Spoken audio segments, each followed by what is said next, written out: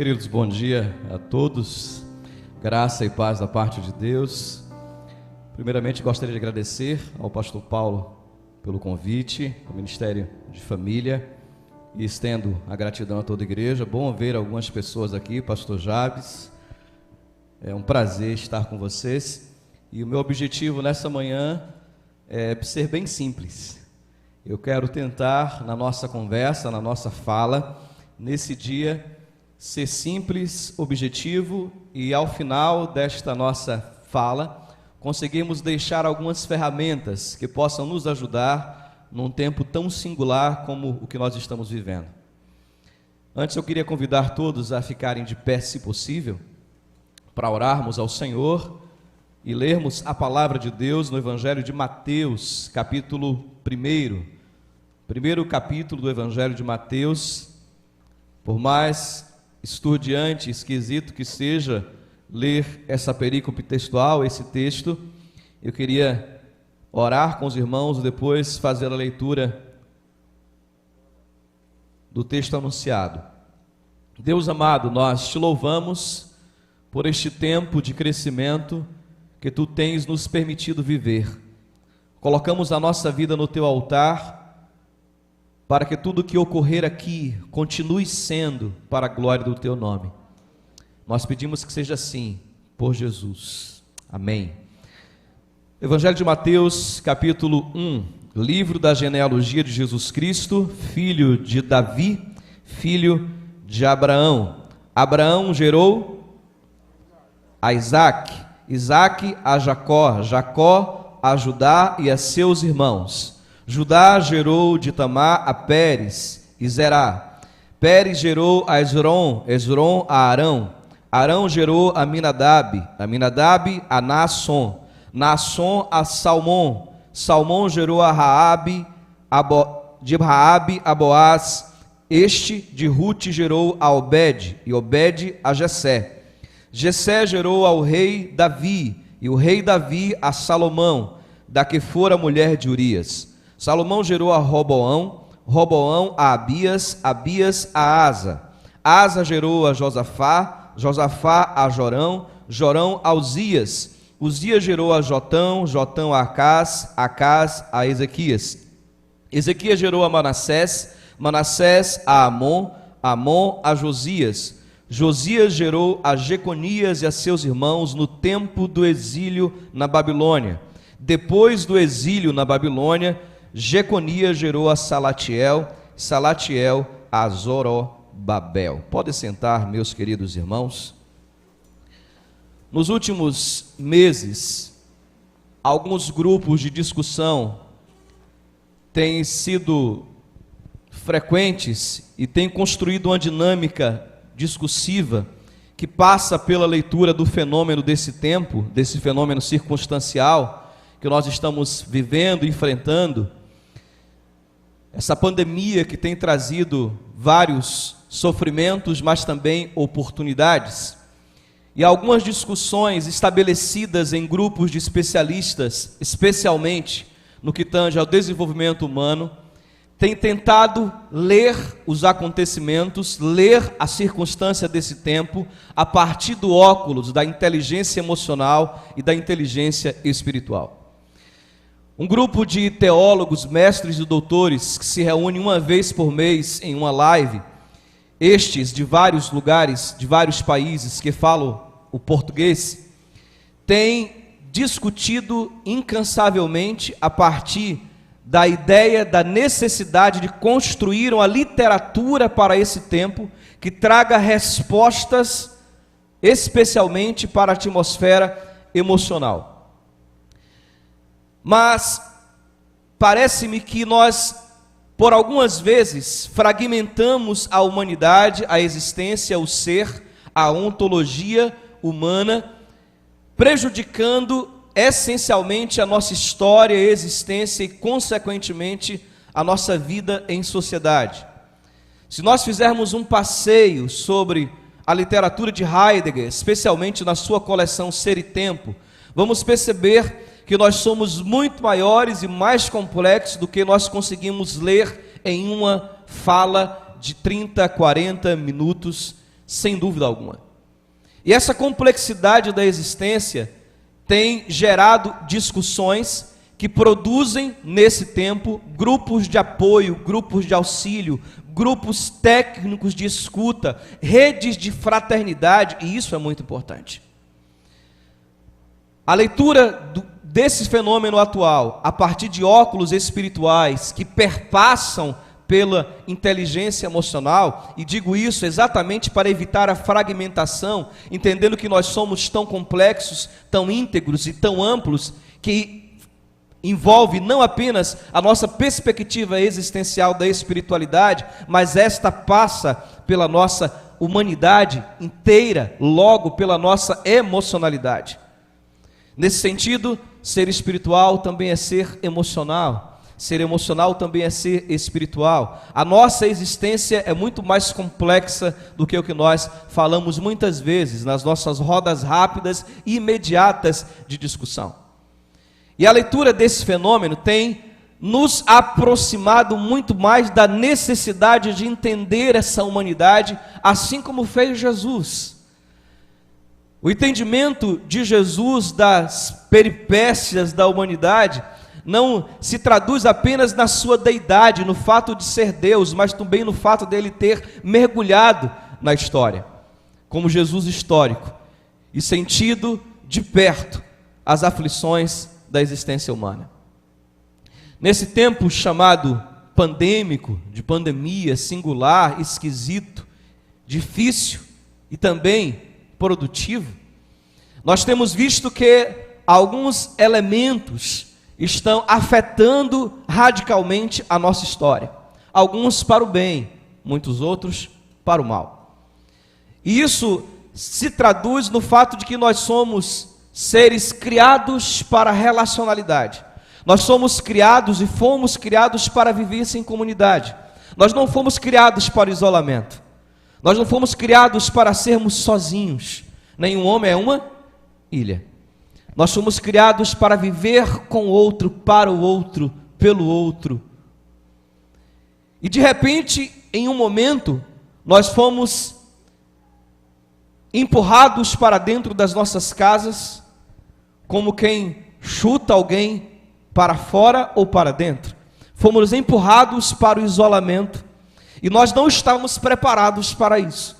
Fomos pegos de surpresa. E a surpresa do encarceramento doméstico trouxe vários problemas. A afetação desse ser comunitário, a partir de um isolamento obrigatório, trouxe fenômenos que nós precisamos, sem dúvida alguma, trabalhar, lidar com eles, e pasmem, teremos que lidar com os fenômenos deste tempo por muitos anos. Uma leitura das evidências que estão sendo catalogadas pelos fisioterapeutas traz como verdade a informação de que nós teremos sequelas, por exemplo, da Covid-19 por pelo menos 2 anos.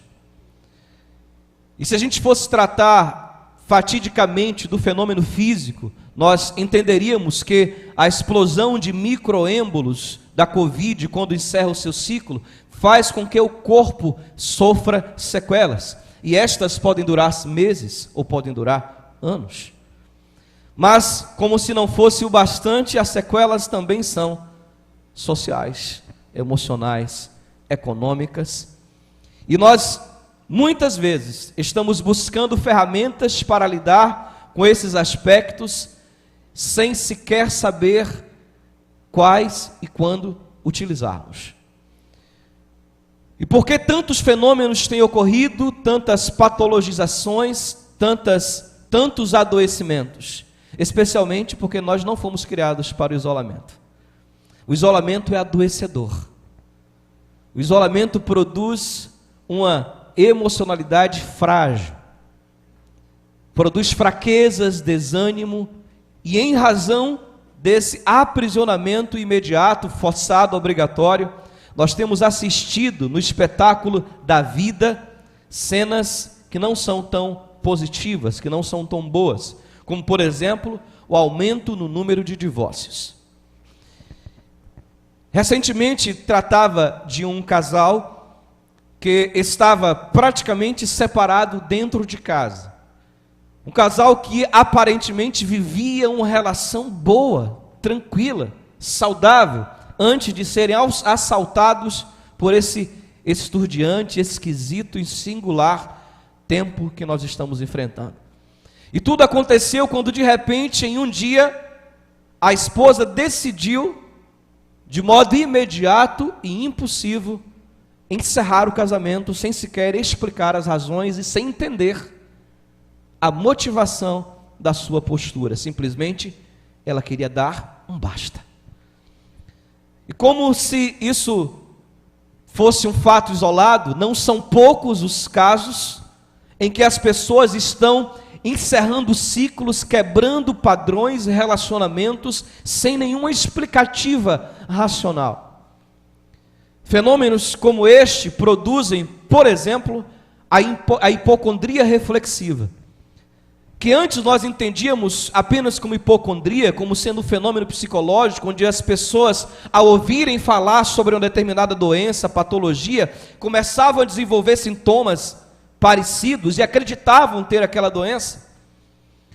Agora nós temos pessoas que adoecem porque estão ouvindo noticiários, boletins médicos, boletins municipais sobre o aumento de casos, sobre as situações que nós estamos enfrentando na saúde do nosso país. E quando digo saúde, eu digo apenas saúde no sentido amplo, de envolver tudo aquilo que precisa desse conceito: economia, sociedade, família, saúde, para todos os âmbitos. A quantidade de divórcios que tem ocorrido, que tem acontecido sem uma explicativa lógica, é absurda. E não apenas isso, mas também a violência doméstica, que se agrava, que se intensifica, transcendendo o universo das palavras, não apenas com expressões, com oralidade, com falas que afetam, que humilham, mas também com posturas práticas, físicas de agressão. E isso nos nossos arraiais, isso no nosso meio, nas nossas igrejas, crentes em Jesus, pessoas que estavam vivendo, aprendendo e se relacionando com a igreja, com a liderança, sendo orientadas nos púlpitos, nas rodas de discussão bíblica, mas que de repente enfrentaram a síndrome do encarceramento e agora com esta não conseguem explicar as suas próprias reações e tendem a quebrar ciclos, padrões e relacionamentos afetivos. O distanciamento que não aconteceu apenas na vivência externa do lar, mas o distanciamento que está sendo instalado dentro da casa. Esse distanciamento que faz com que pessoas morando em uma casa de 3 quartos, 4 quartos, conversem pelo WhatsApp umas com as outras. Claro, isso não acontece com ninguém aqui, mas já aconteceu com outras pessoas.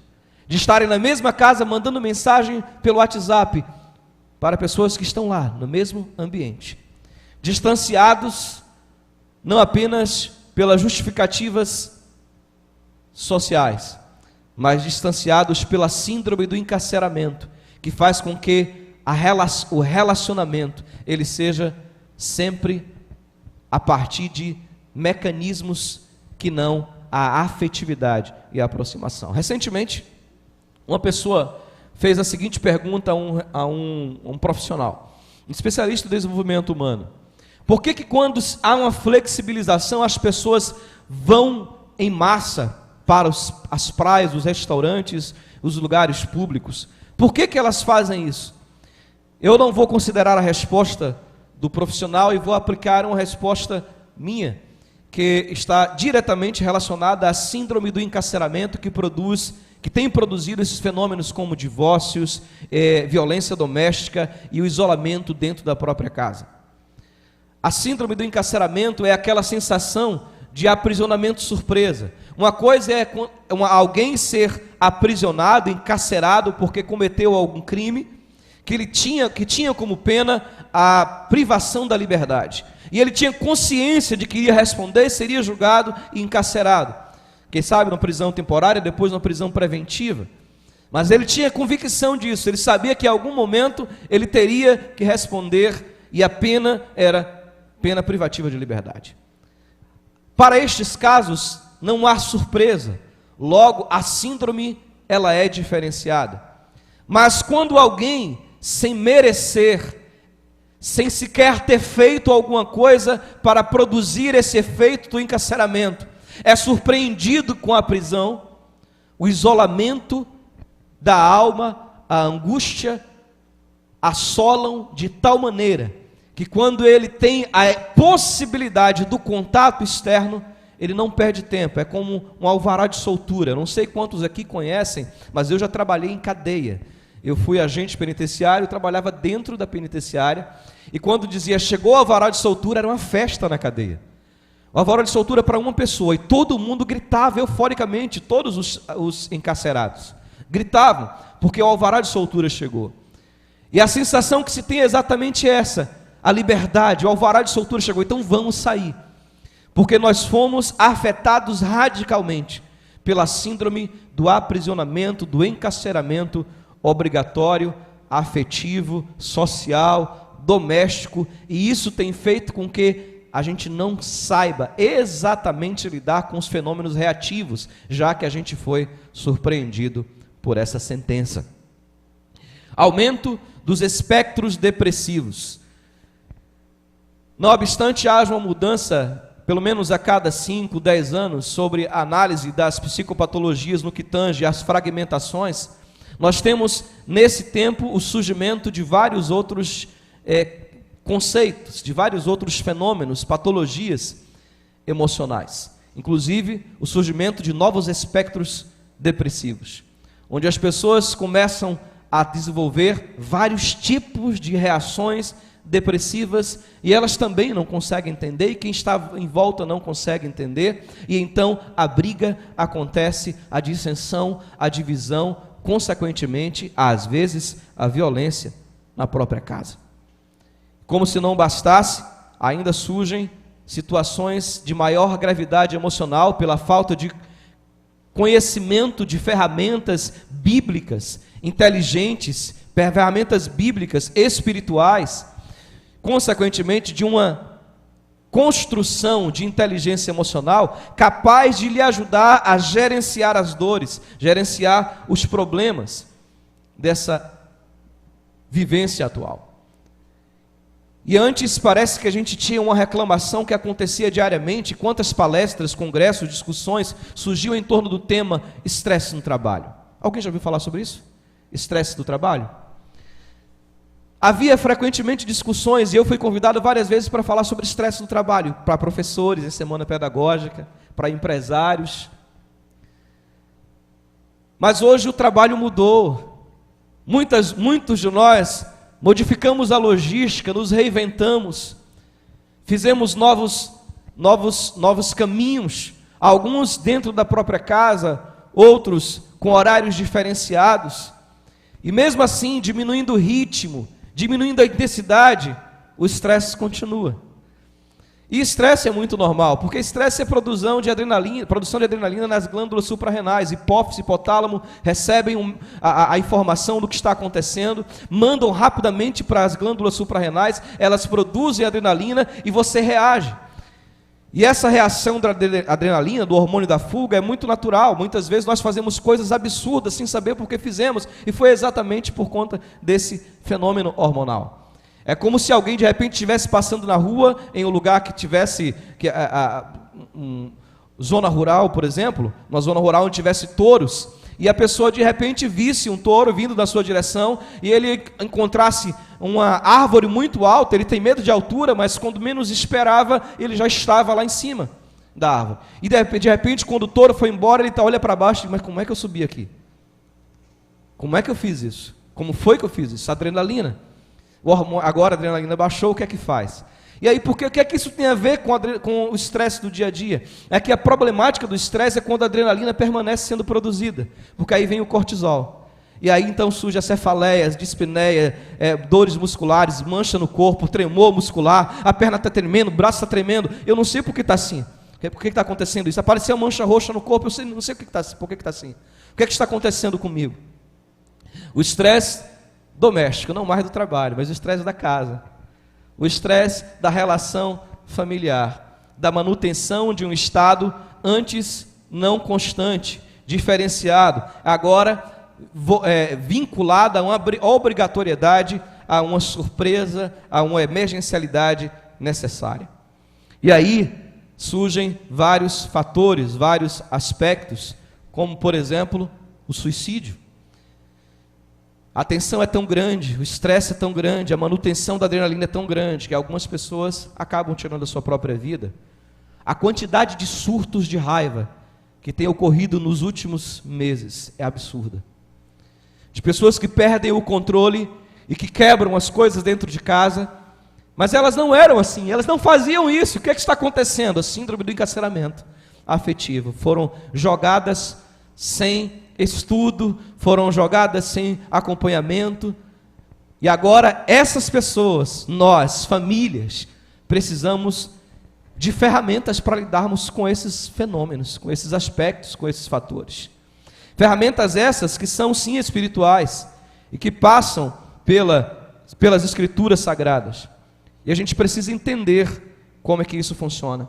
E antes de entrar exatamente no texto, eu queria lembrar a todos aquele momento em que Jesus vivencia situações aparentemente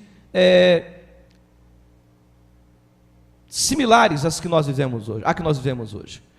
E entenda a palavra aparentemente. Jesus, ele estava no Getsemane, e ali ele se isola para a sua experiência particular de pré-morte. A sua experiência particular de corredor da morte.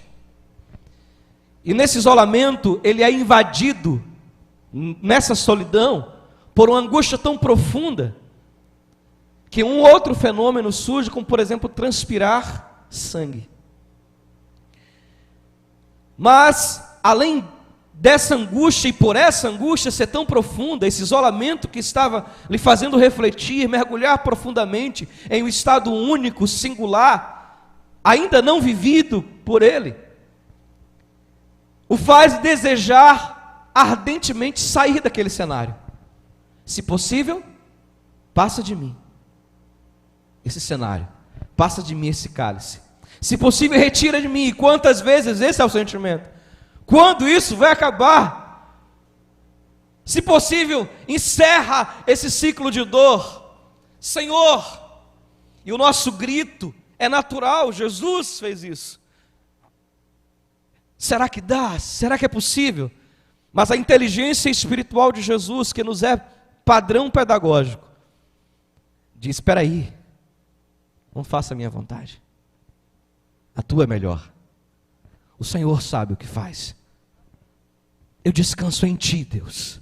Está difícil, está complicado sentir de perto a morte.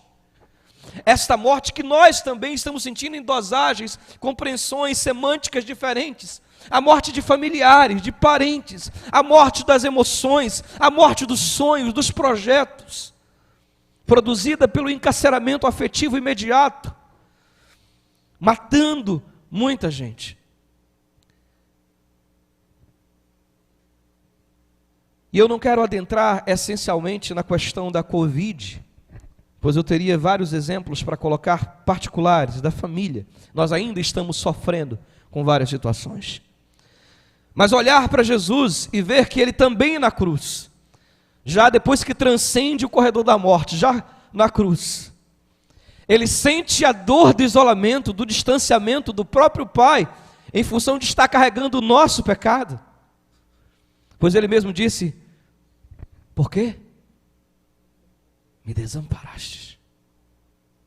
A sensação de isolamento, de angústia, de solidão, que faz com que muita gente, por falta de inteligência espiritual ou emocional, consiga transcender esse momento de reflexão, ir além desse momento de angústia, Muitos transcendem para a atmosfera regressiva, ou seja, para o suicídio. Jesus, ele sente a dor, ele diz: Eli, Eli, lama sabachthani. Por que me desamparastes, meu Deus? Mas a sua inteligência espiritual, o seu contato, a sua vivência, a sua dinâmica de relacionamento profundo com Deus que estava nele mesmo, diz: Pai, em tuas mãos entrego o meu espírito. Está difícil. Está difícil. É barra, é complicado, Senhor, mas em tuas mãos eu gerencio as minhas emoções, entregando a Ti o meu espírito. E aí sim, tendo introduzido, mas não se assustem, eu não vou me delongar muito, pastor, fique tranquilo. Eu queria sim me apropriar do texto. O texto repete, e claro, se a gente pudesse trabalhar isso de modo exegético, a gente teria uma série de elementos aqui, mas eu queria ser simples nisso. O texto repete uma expressão que é o quê? Gerou, gerou, gerou, gerou, gerou. E entendo que esse método pedagógico da repetição, aqueles que são do meu tempo, que são mais antigos, sabem que era assim que a gente trabalhava na escola, né? Fazendo o aluno repetir, ou então completar a frase. Porque a repetição ajuda na assimilação do conteúdo e na apreensão do mesmo. Percebam que a neurociência mostra que quando algo é repetido por 3 meses, por mais de 72 vezes, ele vira hábito, vira comportamento. A repetição do texto é muito importante nesse sentido, quando ele traz a expressão gerou. Gerou, e aqui eu me lembro do texto do Gênesis, a narrativa do Gênesis, capítulo 1, quando o texto diz que o Espírito pairava. Se você for analisar a etiologia da palavra, é o mesmo que chocava, ou gerava, produzia vida, dava sentido ao caos. A terra era sem forma e vazia, estava feia a situação. Mas o Espírito dava sentido, encantava, gerava acontecimento. E por isso que normalmente eu digo que o primeiro psicanalista da história foi Deus. Porque tudo era nada. Por mais paradoxal que isso seja. A terra era sem forma e vazia. Deus lê todo esse fenômeno do isolamento, da tristeza, do vazio, e Ele começa a interferir no processo a partir do dabar, da palavra, que no hebraico é acontecimento. Deus fala e as coisas surgem. E esse texto do Gênesis, que traz a expressão chocar ou gerar, ele está aqui em uma outra perspectiva, sendo repetido no texto, dizendo: Cicrano gerou a fulano, fulano gerou a Beltrano. Eles estavam vivos, produzindo, se aproximando, se relacionando intimamente. Estavam se relacionando intimamente, mesmo em situações normais. Primeira ferramenta que eu queria tratar com vocês: gerar vida quando tudo está normal. Você pode dizer comigo? Gerar vida quando tudo está normal. Como assim, pastor? Criando alternativas inteligentes e pluriformes. Preste atenção no que eu quero dizer com isso. Nós não vivemos um tempo normal, mas vivemos um novo normal. Um novo normal que tem quase 2 anos. Nós vivemos um novo normal. Para a gente está como um normal temporário. É um novo normal. E nesse novo normal, me parece que as pessoas estão adentrando a uma prática emocional que afeta a sua espiritualidade de modo negativo e a seus relacionamentos sociais e familiares também. E por isso a ferramenta dita e sugerida hoje, a partir dessa perspectiva de gerar vida quando tudo está normal, é criar alternativas inteligentes e pluriformes. Como assim? Percebo que muita gente nos últimos dias está vivendo a sua vida em casa da seguinte maneira: acorda, dorme e come. Outros dormem e assistem Netflix, séries. Outros dormem e TikTok. Outros comem, dormem e TikTok. Estão limitando o seu dia apenas em algumas ferramentas e, consequentemente, afetando a sua capacidade produtiva e relacional. Quantas pessoas nós temos visto que estão maratonando séries? Pastor, tem algum problema nisso? Não necessariamente, mas tem problema em fazer só isso. Tem problema em limitar a sua capacidade produtiva em algo que não é tão produtivo assim. E, consequentemente, ampliar o estado de isolamento e parasitação emocional, por falta de construção de outras alternativas. Infelizmente, nós temos visto, nos últimos dias, pessoas que, por conta dessa transição de atividades, acaba eliminando algumas e centrando as suas energias em algo específico.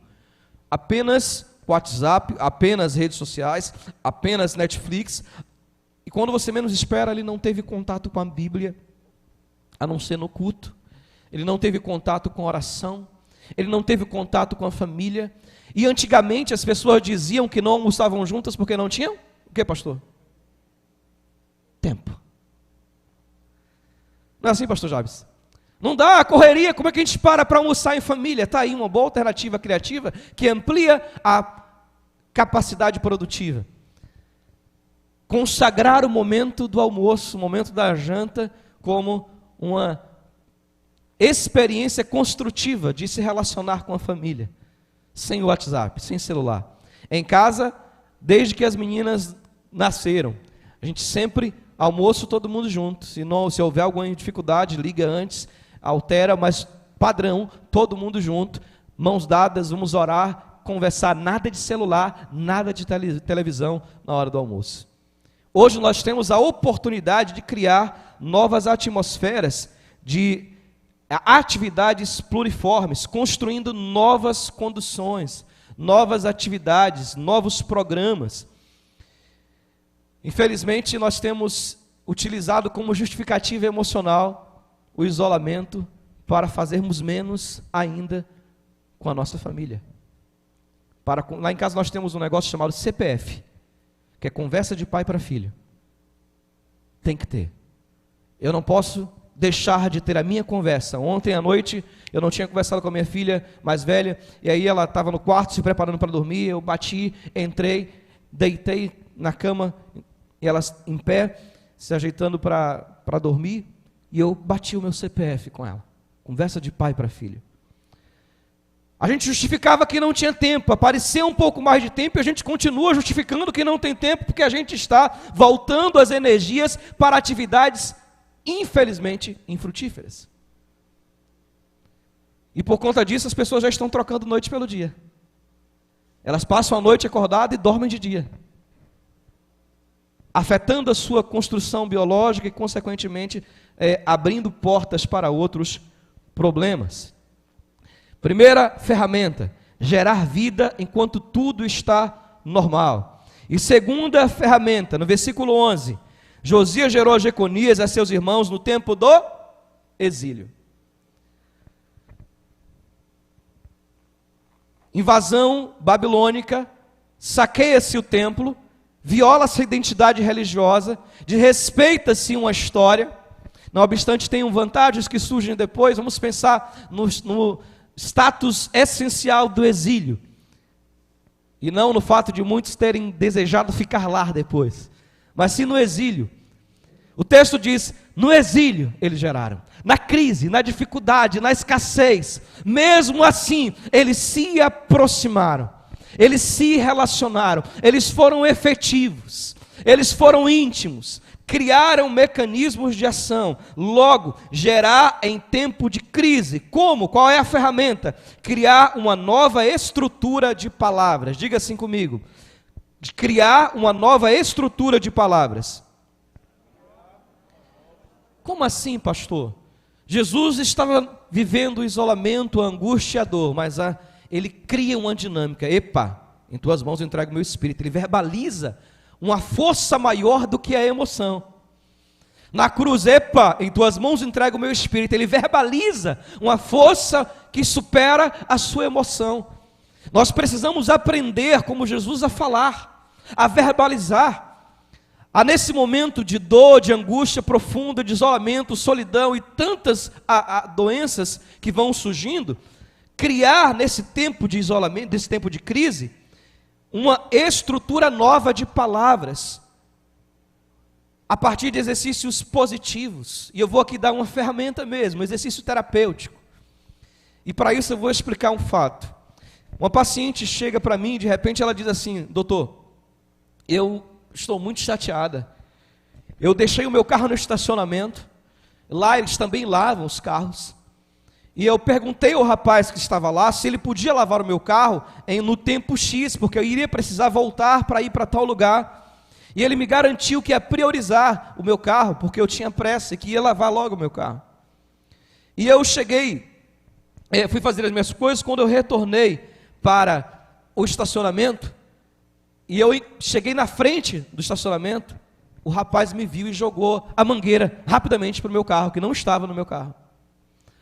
E ela disse: eu falei tanta coisa a esse jovem, que eu me senti pequena. Eu humilhei, eu xinguei. Uma pessoa que tem uma classe, uma elegância, uma postura completamente diferente do que ela aponta naquele momento, desenvolve, diferente da sua reatividade daquela hora, daquele tempo, e ela se angustia porque ela faz aquilo que ela não desejava, não queria, não estava habituada e não entende as razões disso. E lembro-me que dentro do processo, uma técnica ensinada foi: respire e fala. Pastor Jabes me chateou, falou alguma coisa que eu não gostei. Para não reagir, o que é que eu faço? Eu sou maior do que isso. Vamos fazer o teste? Topa, pastor Sérgio? Topa. Vamos ficar de pé? Vamos fazer um teste. Enche o peito de ar, ó. Pensa naquela pessoa que te chateou, que te magoou. Aquela bobagem que o marido falou, que o marido já fala bobagem, né? Sabe o que eu quero dizer com isso? Que o marido fala coisas que ele não sabe que afetam. Mulher tem uma memória muito mais ampla do que o melhor computador que você conhece. Você fala de manhã uma coisa que você nem sabe que falou, nem sabe por que falou, ela está o dia todo repetindo aquilo. É assim ou não é, mulheres? Se ela for trabalhar, infeliz, olha o que ele disse para mim. Ela vai lavar o prato, que cabra, olha o que ele disse. E ela vai repetindo aquela coisa na cabeça dela o tempo. Quando ele chega, ele está lá de boa, não sabe nada o que aconteceu, ela está com a cara fechada. Ela quer explodir. E ele falou: essa mulher é doida, eu não fiz nada. Ele não tem ideia do que ele fez, né? Mas ele fez. E aí, pensa agora nessa chateação, coloca tudo aqui no peito, ó, enche. Antes de você soltar, você diz: eu sou maior do que isso. E solta. Enche de novo. Se eu guardar essa emoção no meu coração, isso vai me trazer prejuízos. Falei. Com as suas palavras. Solta. Enche de novo. Eu vou sair dessa situação muito mais forte do que quando entrei. Solta mesmo, solta.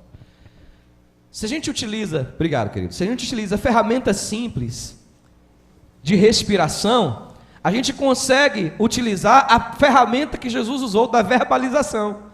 Porque como a gente é imediatista, impulsivo, a gente precisa tratar disso antes de verbalizar. Tratar disso antes de tentar copiar o exemplo de Jesus. Vamos tratar com as emoções, respirando, refletindo, e depois sim, criando mecanismos de fala.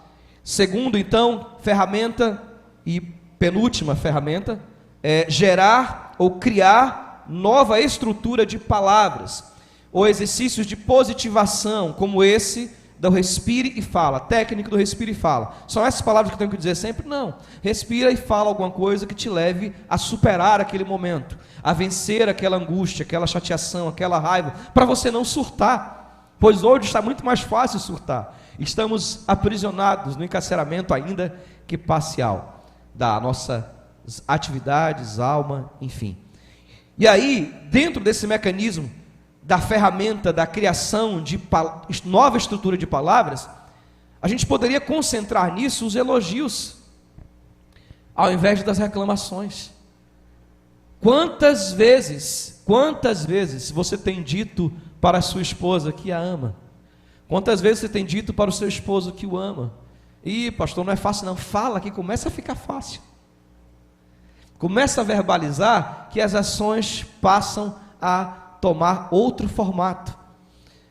Uma coisa que nós construímos na nossa caminhada foi, sempre a gente está caminhando, dirigindo, alguma coisa, aí, fulano de tal, eu te amo, a família, né? Eu, a esposa e as filhas. Cicrano, eu te amo, eu te amo também. Você vai colocando ações orais, verbais, ações da fala, criando uma estrutura de fala diferente, e o ambiente também tende a se transformar.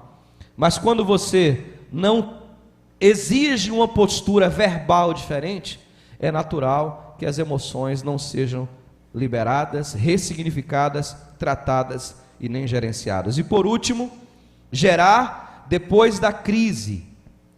Versículo 12. Depois do exílio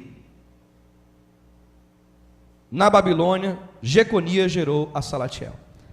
O que acontece muitas vezes? Está tudo bem, beleza.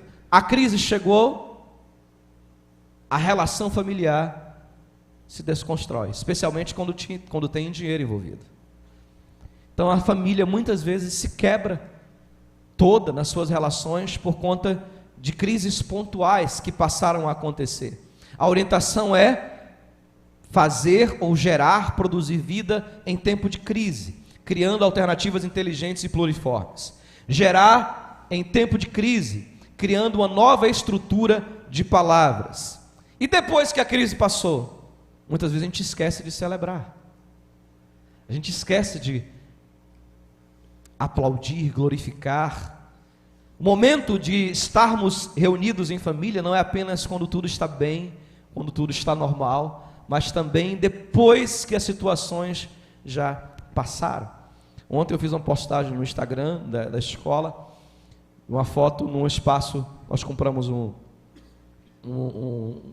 lote em um condomínio aqui, muito interessante, e nós saímos para lá, de vez em quando, para irmos para a piscina, para apenas descansarmos, família. E eu coloquei lá que estávamos fazendo isso em gratidão. Gratidão a Deus por tantas coisas. O meu sobrinho acaba de ser estubado antes de ontem. O meu irmão, os pastores acompanharam o processo ali no grupo, o que nós vivemos. A minha irmã recebeu alta semana passada. Nós fomos afetados de várias maneiras. Eu, ao contrair a Covid, eu tive duas síncopes e convulsionei. Perdi na ocasião também a audição, não apenas o paladar e o olfato, perdi a audição. Em alguns momentos eu percebi um problema de comunicação de sinapse cerebral, onde eu ia falar uma coisa e vinha outra. E eu comecei a trocar nomes de pessoas na hora, como por exemplo da minha esposa pela filha, coisas que normalmente eu não fazia. E quando tudo isso passou, pelo menos começou a passar, nós então celebramos a Deus por isso. Celebramos a Deus não apenas no ato cultico, solene, ritualístico, mas com a família, com os seus, com os filhos, com a esposa, com o esposo, com um convite verbal direto. Ei, vamos agradecer juntos, vamos celebrar juntos, vamos fazer alguma coisa para comemorar, o que pode ser, quem sabe, uma pizza, um churrasco. Chama o pastor Paulo Sérgio, ele vai me convidar também. E vamos comer juntos. Pastor Jabes também, né, pastor? Mas é preciso, nesse tempo em que a crise passe, vai passar. A gente aprenda a desenvolver relacionamentos. Terceiro e último, gerar depois da crise, mantendo nos relacionamentos sonhos pós-pandemia. Gerar após a crise, mantendo hoje nos relacionamentos sonhos pós-pandemia. Você já parou com seus filhos, sua esposa, seu esposo, para ver o que vocês vão fazer depois que tudo isso passar? Sabe por que a gente não faz? Porque a gente foi afetado pela incerteza. Só que a incerteza não pode matar os nossos sonhos. Se a gente não conseguir estabelecer um projeto de fé, a gente vai ser afetado pela dúvida, vai ser afetado pela incerteza que está em todos os cenários. E consequentemente, os sonhos vão morrer. E quando se morre sonho, morre-se gente. Ninguém vive sem sonhar. A ausência do sonho é um gatilho para a morte. A ausência do sonho é um gatilho para a morte. Então, terceira e última ferramenta: é preciso construir na família, hoje, sonhos e projetos para o período pós-pandemia. Não permita que a incerteza desse tempo retire de você a capacidade de olhar o futuro em Deus para a sua casa. Pois aquele que está antes de tudo também está depois de tudo, é o Senhor da vida, Senhor dos exércitos, é o nosso Deus. E nele há muito mais abundantemente do que aquilo que pedimos ou pensamos. Todos os nossos sonhos precisam ser alimentados no altar de Deus, independentemente da circunstancialidade, independentemente da dor, da crise, da angústia, da solidão e do ciclo de morte que nós estamos enfrentando. Pois o nosso Deus é o Senhor da história, e Ele há de converter tudo em favor da igreja.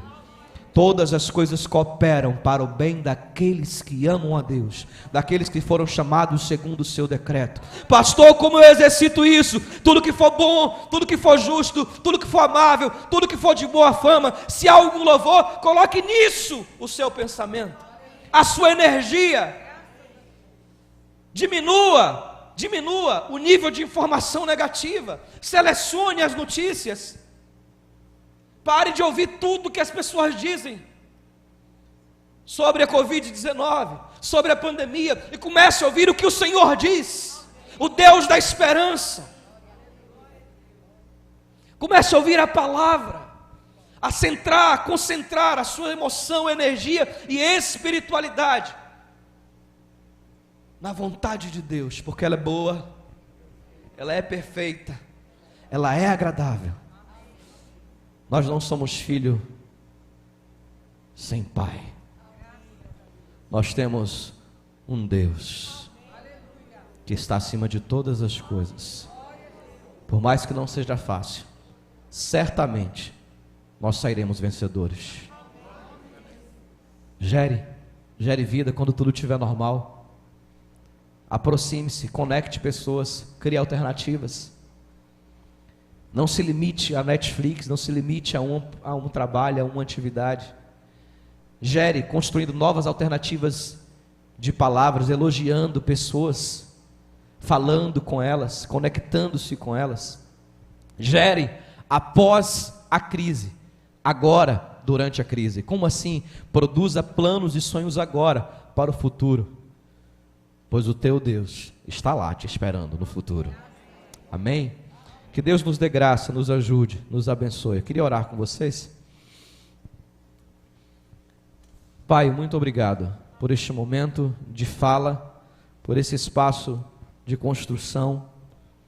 Pedimos, Deus, em nome de Jesus, que de alguma maneira aquilo que foi dito aqui possa auxiliar os teus filhos nesse tempo tão estranho que nós estamos vivendo. Que a nossa fé seja maior do que as incertezas desse mundo. Que a nossa capacidade de tratar as emoções pelo exemplo de Jesus possa ser uma realidade de todos nós, nas nossas casas, para que possamos consequentemente ter uma vida saudável em família. Nos dê graça para que os nossos projetos continuem sendo construídos no altar do Senhor, na certeza de que o tempo pertence a Ti, e que em Ti somos mais do que vencedores. Pedimos assim, em nome de Jesus. Meus queridos, Deus abençoe. Eu encerro a minha palavra. Gratidão ao pastor, ministério, igreja.